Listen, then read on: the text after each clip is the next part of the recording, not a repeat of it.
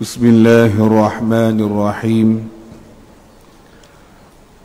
نفتتح هذا المجلس بقراءة سورة الفاتحة. أعوذ بالله من الشيطان الرجيم. بسم الله الرحمن الرحيم. الحمد لله رب العالمين الرحمن الرحيم مالك يوم الدين إياك نعبد وإياك نستعين اهدنا الصراط المستقيم صراط الذين أنعمت عليهم غير المغضوب عليهم ولا الضالين آمين. أحييكم بتحية الإسلام، تحية الإسلام السلام وتحية أهل الجنة، فسلام الله عليكم ورحمة الله وبركاته. إن الحمد لله نحمده ونستعينه ونستهديه ونستغفره ونعوذ بالله من شرور أنفسنا ومن سيئات أعمالنا. من يهده الله فلا مضل له ومن يضلل فلا هادي له. أشهد أن لا إله إلا الله وحده لا شريك له، وأشهد أن محمدا عبده ورسوله وصفيه وخليله، خير نبي أرسله الله للعالمين كله بشيرا ونذيرا. اللهم صل وسلم وبارك وعظم وعنئم على هذا النبي الكريم صلاة وسلاما دائمين متلازمين إلى يوم الدين. وحسبنا الله ونعم الوكيل، ولا حول ولا قوة إلا بالله العلي العظيم. أما بعد. Alhamdulillah, kita bersyukur kepada Allah Subhanahu wa ta'ala. Pada malam ni kita masih lagi diberikan kesempatan dan kekuatan untuk sama-sama kita hadir ke rumah Allah Subhanahu wa ta'ala. Mudah-mudahan kita menjadi di kalangan mereka yang sentiasa mendapat hidayah Allah Subhanahu wa ta'ala. Amin ya rabbal alamin. Bab yang ke-79, nasihat berguna itu ibarat ubat yang pahit. Al-Imam Al-Hasan Al-Basri rahimahullahu ta'ala menasihati Sayyidina Umar bin Abdul Aziz dalam suatu nasihat yang sangat panjang yang telah kita ceritakan sebelum daripada ini.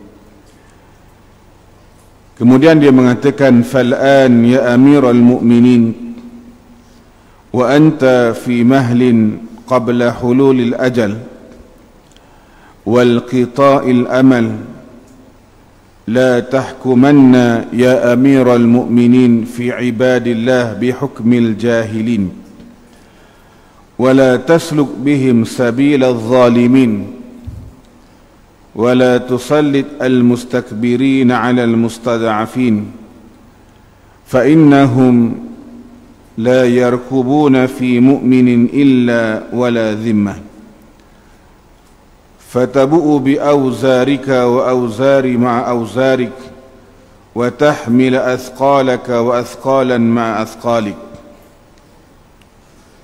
ولا يغرنك الذين يتنعمون فيما فيه بؤسك ويأكلون الطيبات في دنياهم بإذهاب طيباتك في آخرتك ولا تنظر إلى قدرتك اليوم ولكن انظر إلى قدرتك غدا وأنت مأسور في حبائل الموت وموقوف بين يدي الله في مجمع من الملائكة والنبيين والمرسلين وقد عنت الوجوه للحي القيوم إني يا أمير المؤمنين wa illam ablugh bi'izati ma balaghahu ulun nuha min qabli falam aluka syafaqatan wa nushan fa'anzil kitabi ilayka kamudawin habibah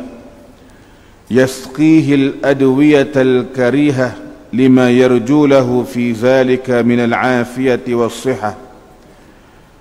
Wassalamu alayka ya amiral mu'minin wa rahmatullahi wa barakatuh. Maksudnya, sekarang ini wahai amirul mu'minin, sementara engkau masih diberi kelapangan sebelum ajal datang dan harapan terputus, la tahkum ya amiral mu'minin, janganlah engkau menjatuhkan hukuman wahai amirul mu'minin terhadap hamba-hamba Allah dengan hukuman orang-orang jahil.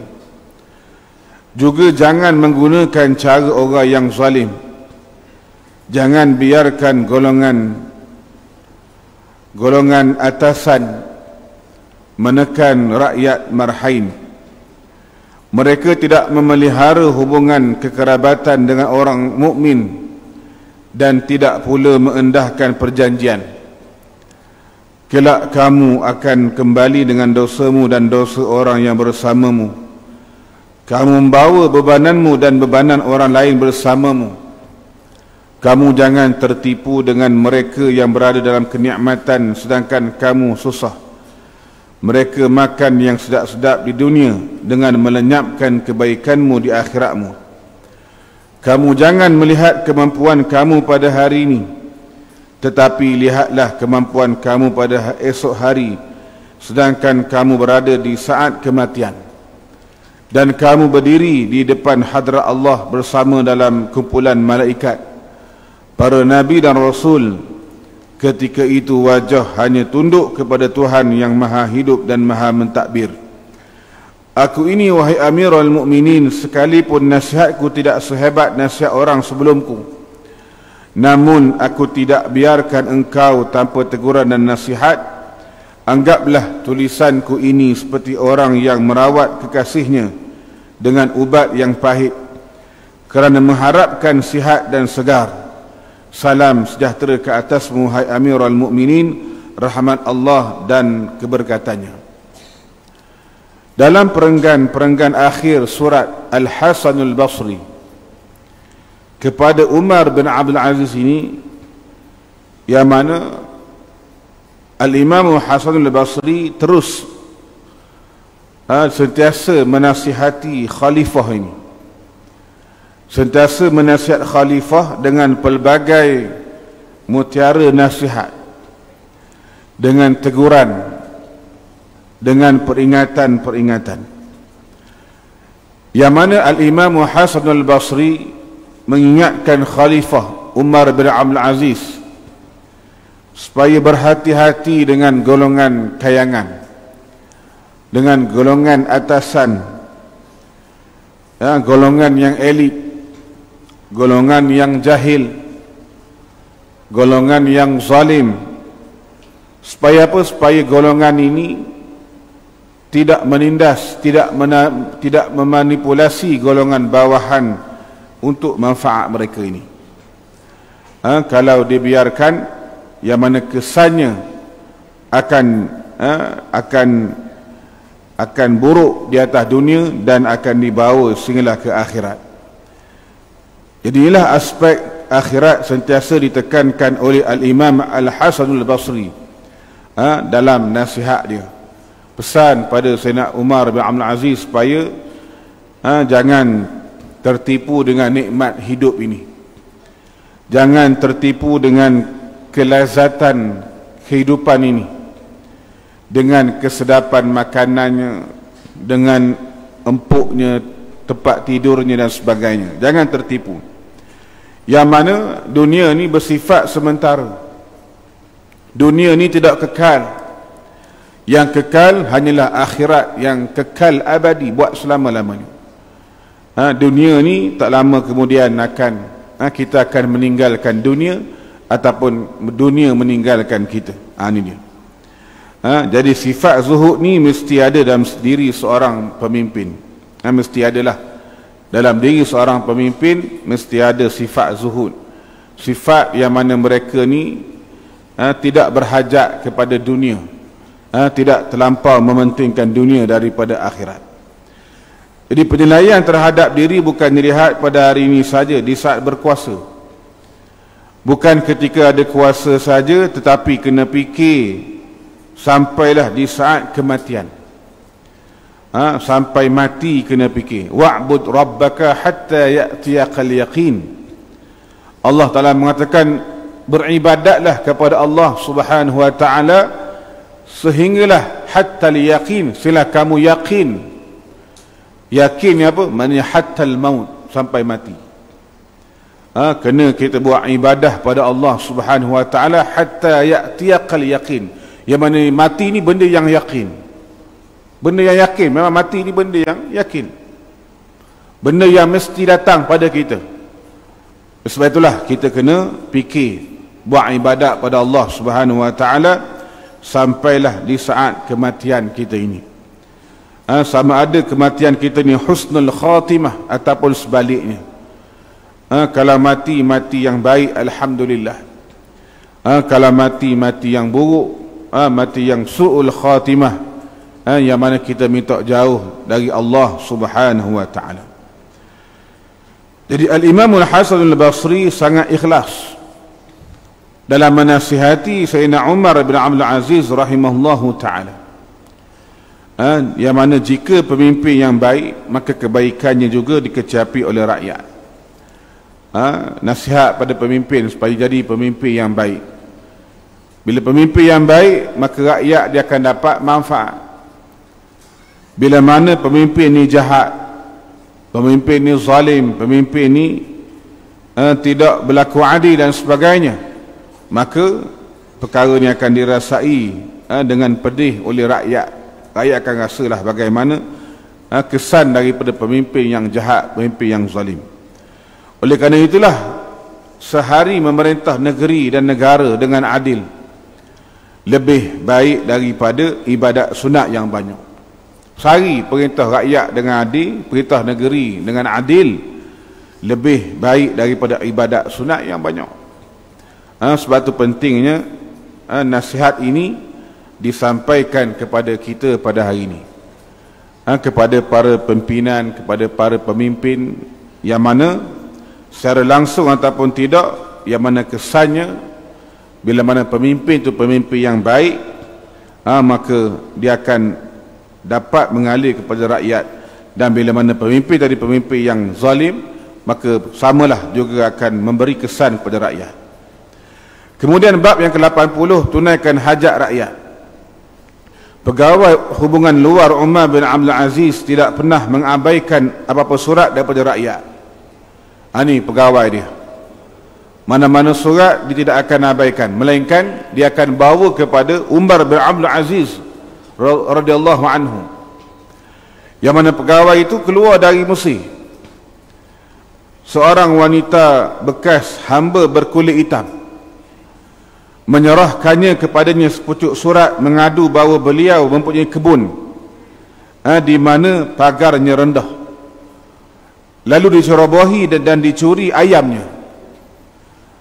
Ada seorang wanita ni, dia bekas hamba kulit hitam, diserahkan surat kepada Umar bin Abdul Aziz mengadu kebun dia ni, yang mana pagar dia rendah, kena ceroboh, ayam dia kena curi. Lalu Umar bin Abdul Aziz menjawab, Bismillahirrahmanirrahim, min Abdillah Umar Amirul Mu'minin ila Fartunatus Sauda maulah zi asbaha balagani kitabuki wa ma zakarti min qasri haitiki wa annahu yudkhilu alayki minhu fayusriqu dajajaki faqad katabtu laki kitaban ila Ayyub bin Shurahbil Amir Umar ala Misr amuruhu ay yabni laka dhalik hatta yuhassinuhu laki mimma takhafin insyaallah wassalam.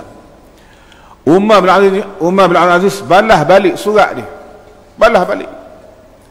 Dia jawab apa? Dengan nama Allah Maha Pemurah yang Maha dan Maha Penyayang, daripada hamba Allah Umar, ketua orang mukmin, kepada bekas hamba perempuan berkulit hitam. Kata Sayyidina Umar, suratmu ni sampai kepada aku, dan apa yang kamu sebut mengenai pagar kebunmu yang rendah, diceroboh, dan ayammu yang dicuri, aku telah menulis surat kepada Ayyub bin Shurahbil, seorang gubernur Umar bin Abdul Aziz di Mesir. Aku telah menyuruhnya membina untuk pagar itu, sehingga ia dapat menjaga kebunmu daripada apa yang kamu bimbangkan, insya-Allah. Wassalam. Jadi tuan-tuan sekalian, maknanya apa? Setara tu Sayyidina Umar bin Abdul Aziz cara kepada rakyat dia. Maknanya kebun tadi tu, pagar dia ni pagar rendah, diceroboh, ayam kena curi. Yang mana Umar bin Abdul Aziz bagi tahu, nanti kita akan bina balik pagar tu. Kita akan bina semula pagar tu. Dia pun hantar surat kepada Ayyub bin Shurahbil. Dia mengatakan, fa in fartunah maula zi asbaha katabtu ilayya tazakkar qasra haitaha tuzakkira qasra haitaha wa annahu yusriku minhu dajajuha wa tas'alu tahsinahu laha, fa idza ja'aka kitabi hadha farkab anta binafsika ilaihi hatta tuhassinuhu laha. Umar kata, bekas hamba perempuan berkulit hitam menulis surat kepada aku, meminta pagar kebunnya yang rendah dan ayamnya yang dicuri. Dia meminta kebunnya dibaiki. Jadi bila mana datang kepadamu suratku ini, kamu sendiri mesti menunggang kenderaan kepadanya. Kamu sendiri naik kuda, naik unta, pergi kepada wanita ini, dan kamu sendiri yang membaiki untuknya. Ini tuan-tuan sekalian, tengok bagaimana Umar bin Abdul Aziz. Bila mana surat tu diterima oleh Ayyub bin Shurahbil, dia baca surat Sayyidina Umar bin Abdul Aziz, dia sendiri tunggang kenderaan, dia sendiri pergi. Hinggalah tiba di Al-Jizah. Dia bertanyakan di mana wanita itu, dan bertemu dengan wanita kulit hitam itu. Tiba-tiba seorang wanita kulit hitam yang miskin, Ayub memberitahunya tentang surah Amirul Mukminin. Datanglah wanita itu yang kulit hitam itu, lalu Ayub bagi tahu dia tentang surah Amirul Mukminin, lalu dia sendiri yang membaiki pagar kebun itu. Dalam kitab Sirah Umar bin Abdul Aziz Ibnu Abdul Hakam. Ini dia. Kita melihat bagaimana sirah pemerintahan Umar bin Abdul Aziz yang syarat dengan bentuk-bentuk keadilan kepada rakyat dia, dengan macam-macam cara yang dibuat, yang mana beliau menyambung kehebatan pemerintahan Khulafa Ar-Rashidin Al-Mahdiyin. Bagaimana hebatnya pemerintahan zaman Khulafa Ar-Rashidin yang adil, disambung oleh Umar bin Abdul Aziz, supaya apa? Menjadi panduan kepada kita, menjadi panduan kepada para pentadbir, kepada para pemerintah zaman ini. Kita lihat bagaimana pegawai hubungan dia, pegawai hubungan luar dia sangat amanah, sangat amanah. Tidak ada surat yang diabaikan. Mana-mana surat yang sampai, dia akan baca, dia akan tengok, dia akan teliti. Tidak ada aduan yang diketepikan, tidak ada. Tiada rungutan yang ditinggalkan. Inilah benda yang kita kena tiru pada hari ini.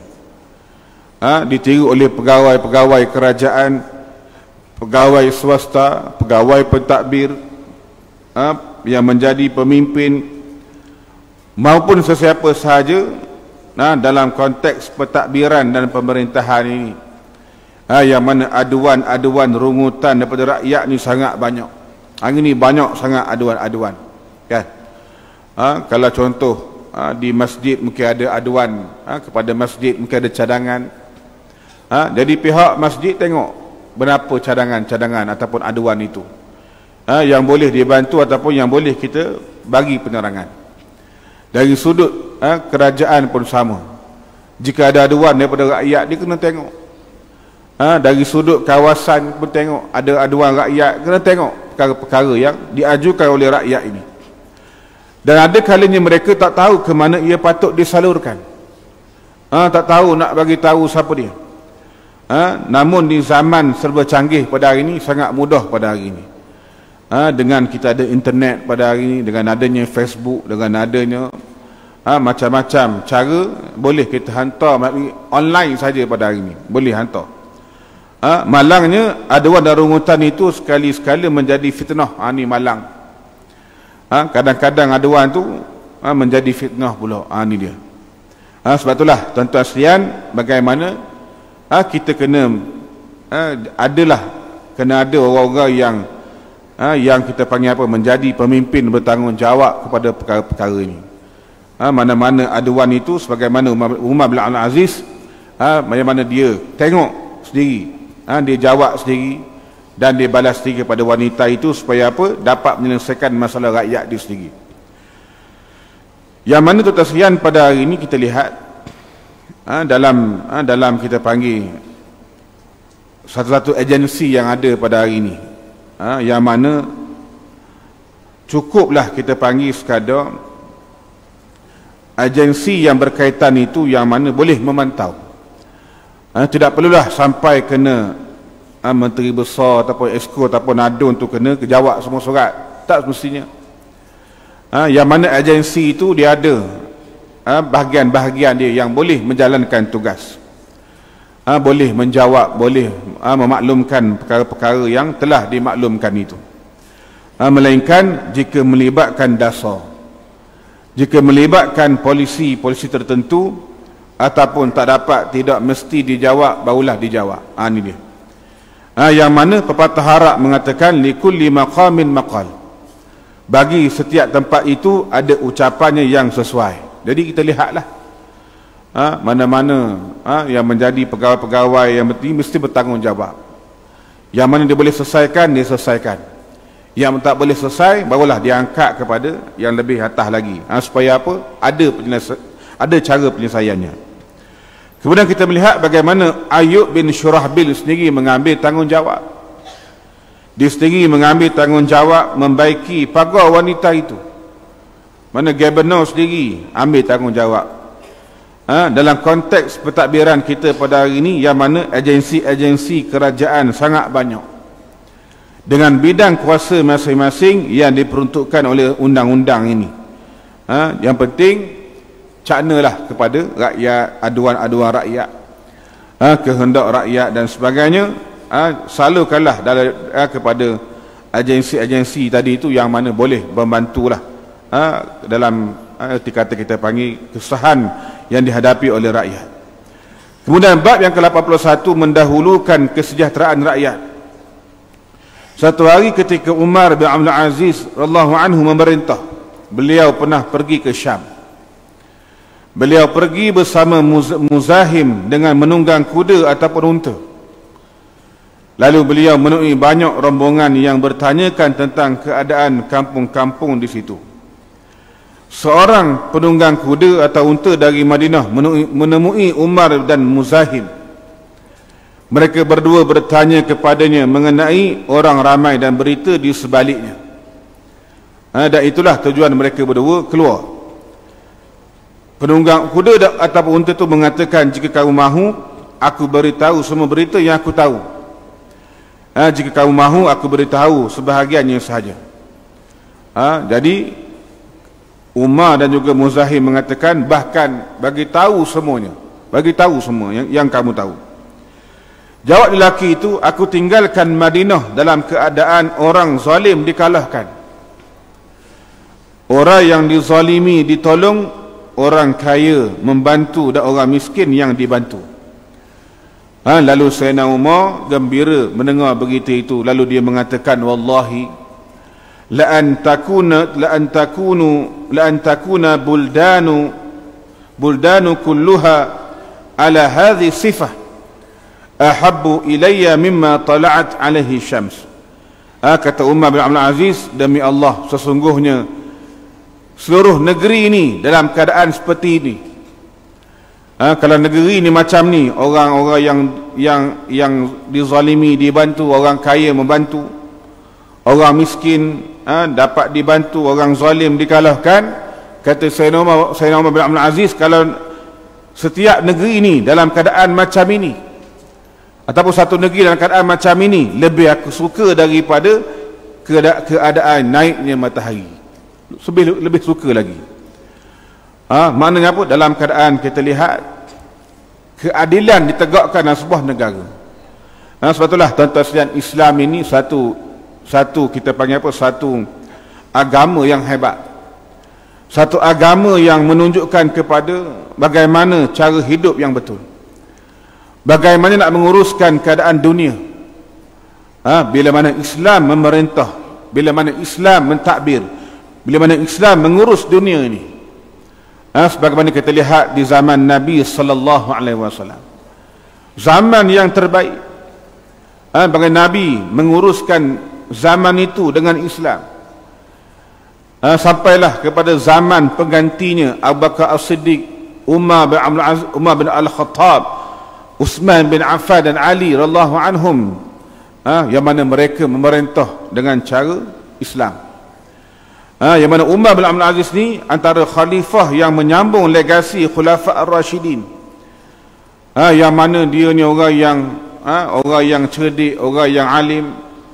Digunakan kepandaian dia untuk memberikan kepada rakyat dia keadilan, kezuhudan dia yang sangat dikagumi, pemerintahan dia yang sangat penuh dengan keadilan. Kita lihat bagaimana khalifah sendiri menunggang binatang. Khalifah sendiri, dia tunggang binatang dia, nak dengar berita-berita tentang negeri dan negara di bawah pemerintahan dia. Ini dia.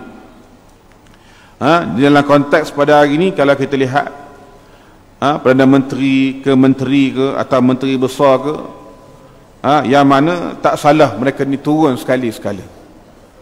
Turun sekali-sekala dengan cara yang spontan, dengan cara tanpa protokol, dengan cara tanpa persiapan rapi untuk melihat bagaimana keadaan sebenar rakyat di bawah ni. Tak salah. Mereka-mereka yang ada jawatan besar ini kadang-kadang boleh turun sebagai rakyat biasa, melihat sendiri bagaimana keadaan sebenar rakyat di bawah ni. Tengok bagaimana MB kita baru-baru ni, maknanya dia cerita bagaimana dia bila pergi keluar pun keluar dengan beratur macam orang lain, macam orang biasa, tak ikut laluan untuk orang-orang yang khas dan sebagainya. Supaya apa? Dapat merasakan keadaan sebenar rakyat ni. Bagaimana pasar-pasar yang ada, bagaimana jalan-jalan yang berlopak, boleh tengok sendiri. Bagaimana hospital-hospital yang sesak dengan katinya, bagaimana bangunan sekolah-sekolah yang usangnya. Turun sendiri tengok. Bagaimana tidak ada lagi kelengkapan-kelengkapan, mungkin bangunan tu rosak, tak boleh pakai dan sebagainya. Yang mana boleh melihat sendirilah berita-berita dan maklumat disampaikan kepada mereka dengan cara yang lebih yakin lagi. Yang mana mereka ni memang sudah ada pegawai-pegawai, memang sudah ada staf-staf yang tanggungjawab, dan mereka-mereka bertanggungjawab. Akan tetapi kita panggil perkara yang first hand ini, langsung daripada mulut ni, yang keluar daripada orang yang sampaikan itu lebih besar lagi lah, tuan-tuan sekalian. Ini dia. Bukan ambil daripada sumber yang tak tahu dari mana datangnya. Setelah Umar bin Abdul Aziz sendiri, dia tanya bagaimana keadaan negeri yang ditelah perintah lagu mana. Dan apa yang menarik daripada jawapan lelaki itu, beliau menyimpulkan bagaimana suasana pemerintahan dan pentadbiran di Madinah. Dia ceritakan bagaimana Madinah ni dalam keadaan orang yang zalim dikalahkan, orang yang dizalimi ditolong, orang yang kaya dibantu, orang yang kaya membantu, orang yang miskin dibantu. Walaupun disebut dengan cara yang sangat ringkas, tetapi tuan-tuan sekalian, satu makna yang sangat mendalam, satu makna yang sangat penting bagi sebuah kerajaan ini. Yang mana kita lihat tuan-tuan sekalian, pada hari ini di zaman kita, adakah orang dizalimi dibantu? Orang dizalimi dibantu tak zaman kita pada hari ini? Macam-macam lihat pada hari ini, isu tanah kuilnya, isu kebun duriannya dan sebagainya. Tengok sendiri lagu mana pada hari ini. Adakah orang yang zalimi itu ditolong? Adakah orang yang kaya ni membantu ataupun tidak? Adakah orang miskin dibantu ataupun tidak, dan sebagainya? Adakah orang Islam diberikan hak dia? Dan sebagainya. Inilah yang kita lihat bagaimana kita nak sebuah kerajaan ini menjadi kerajaan yang mana kerajaan yang mementingkan keadilan, mementingkan mengikut bagaimana cara Islam mentadbir ni, tuan-tuan sekalian. Supaya apa? Supaya mana-mana negeri ini mereka mendapat pemerintah dan pentadbir daripada kalangan mereka yang soleh, mereka yang baik, mereka yang bila bercakap melaksanakan apa yang dicakap, melaksanakan mendahulukan kepentingan kesejahteraan rakyat dia. Inilah negeri-negeri yang akan mendapat keberkatan daripada Allah Subhanahu wa taala. Bila mana pemimpinnya orang yang dekat dengan Allah Subhanahu wa taala, maka inilah satu nikmat yang sangat besar, tuan-tuan sekalian, sebenarnya. Pemimpin berdekat dengan Allah Ta'ala, pemimpin yang dekat dengan rakyat ni, maka satu benda yang sangat nikmat yang sangat besar Allah berikan pada kita. Ini dia. Baik. Kemudian bab yang ke-82, kembalikan tanah rakyat yang berhak. Ibnu Ayyash mengatakan satu hari Umar bin Abdul Aziz radhiyallahu anhu keluar dari rumahnya dan menaiki seekor bagal sambil membawa senjata. Sayyidina Umar ni dia naik bagal, bawa senjata dia. Dia memakai baju yang lusuh, pakai baju biasa je. Kemudian datang seorang laki-laki di atas unta, lalu unta duduk. Lelaki itu bertanya tentang Umar. Dikatakan kepadanya Umar telah keluar, sekarang dia balik. Jadi Umar kembali dan bersamanya seorang laki-laki. Dikatakan kepada lelaki itu, ini Umar Amirul Mukminin. Lalu lelaki itu bangun menuju Sayyidina Umar, lalu beliau mengadu mengenai kes tanah dengan Adi bin Artat. Lalu Umar mengatakan, amma wallahi ma gharna illa bi imamatihi sauda, amma inni qad katabtu ilaihi fadlun an wasiyati, innahu man ataka bimayyinatin ala haqqin lahu fasallamhu ilaihi summa qad annaka ilayya. Demi Allah, kita tidak tertipu melainkan dengan seban hitamnya. Aku telah menulis kepadanya, tetapi dia tidak ikut pesananku. Sesiapa yang datang kepadamu membawa saksi terhadap sesuatu hak kepunyaannya, maka serahkan hak itu kepadanya, kemudian dia mengadu kepadaku. Lalu Sayyidina Umar bin Abdul Aziz mengarahkan supaya dikembalikan tanah itu kepadanya. Umar bertanya kepada laki-laki itu, berapa banyak wang yang kau belanjakan untuk datang kemari? Lalu lelaki itu menjawab, wahai Amirul Mukminin, engkau bertanya aku berapa aku belanja, sedangkan engkau telah mengembalikan tanah aku. Ia lebih baik daripada 100,000. Ini dia. Umar tanya lagi, aku kembalikan hakmu, hak tanah tu aku kembalikan hakmu. Bagi tahu kepada aku berapa yang kau belanja, nak boleh mari sini. Lalu lelaki itu menjawab, aku tak tahu. Umar kata, cuba agak berapa? Agak berapa? Beliau menjawab 60 dirham. Lalu Umar memerintahkan supaya apa? Dibayar dengan duit Baitul Mal. Bayar pada lelaki itu dengan duit daripada Baitul Mal sebanyak 60 dirham.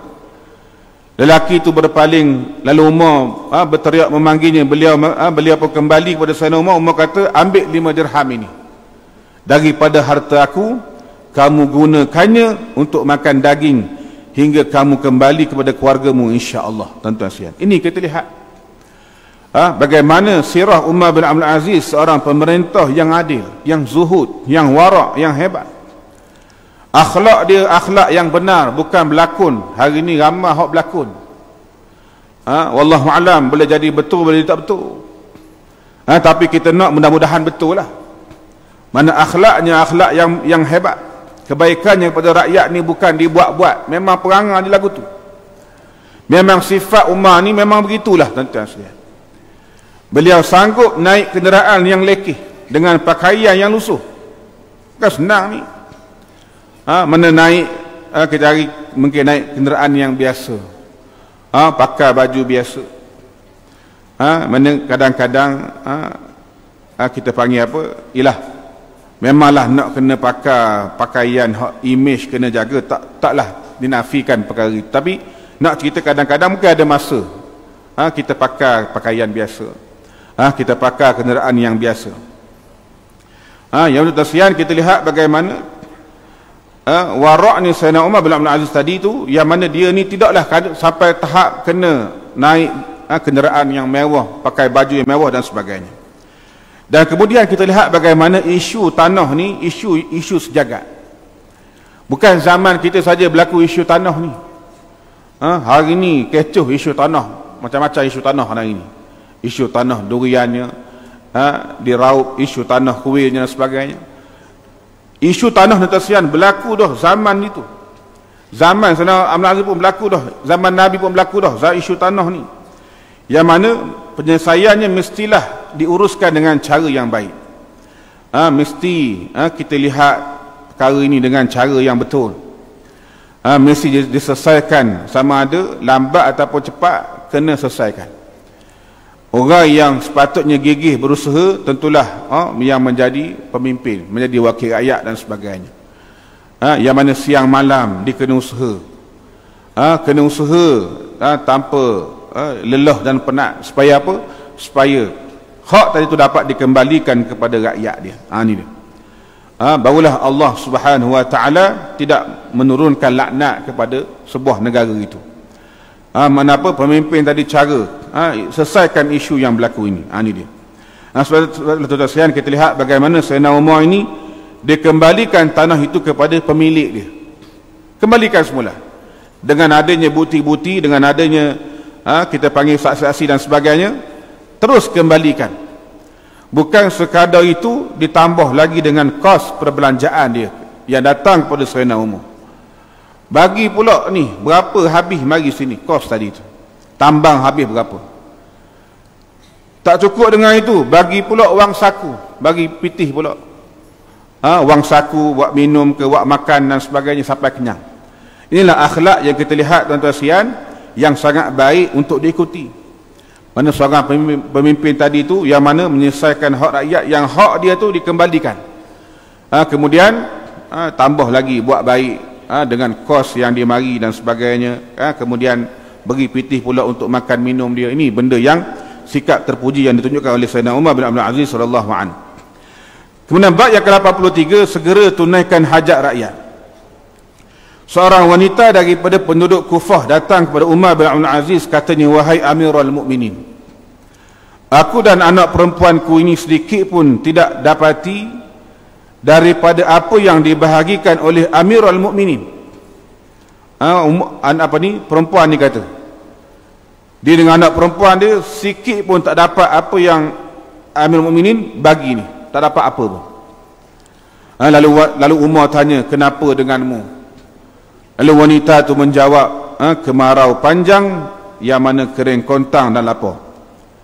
Jawab Sayyidina Umar ni, kembali kepada aku hingga malam nanti, aku tulis surat untukmu. Kemudian Umar menambah lagi, Umar kata tak payah tunggu malam lah. Tak payah tunggu malam. Kamu masuk jumpa Fatimah binti Abdul Malik. Siapa dia? Bini dia. Ketika mana wanita tu berada di tepi Fatimah, tiba-tiba Umar bangun. Beliau mencurah air wuduk untuk dirinya. Wanita tu berkata kepada Fatimah binti Abdul Malik, kenapa kamu tidak mengambil pakaianmu lalu menutup kepalamu yang terdedah? Lalu Fatimah menjawab, kamu tak kenal siapa ini. Ini Amirul Mukminin, dia mengambil wuduknya sendiri. Bagaimana Sayyidina Umar bin Abdul Aziz ni dia ambil wuduk dia sendiri. Dan wanita tu menyebut, kemudian beliau memanggilku dan beliau menulis surat untukku. Ini dia tuan-tuan sekalian.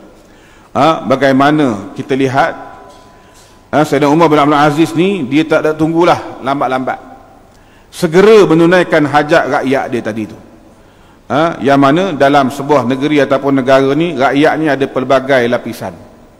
Ada golongan wanita, terutama yang tidak ada suami, yang mana ada anak-anak dia, ibu tunggal dia, ibu tunggal lah. golongan ibu tunggal yang mana seringkali tertinggal untuk mendapat pembelaan. Sebab itulah Islam ni sangat mengambil berat terhadap golongan ini, golongan ibu tunggal.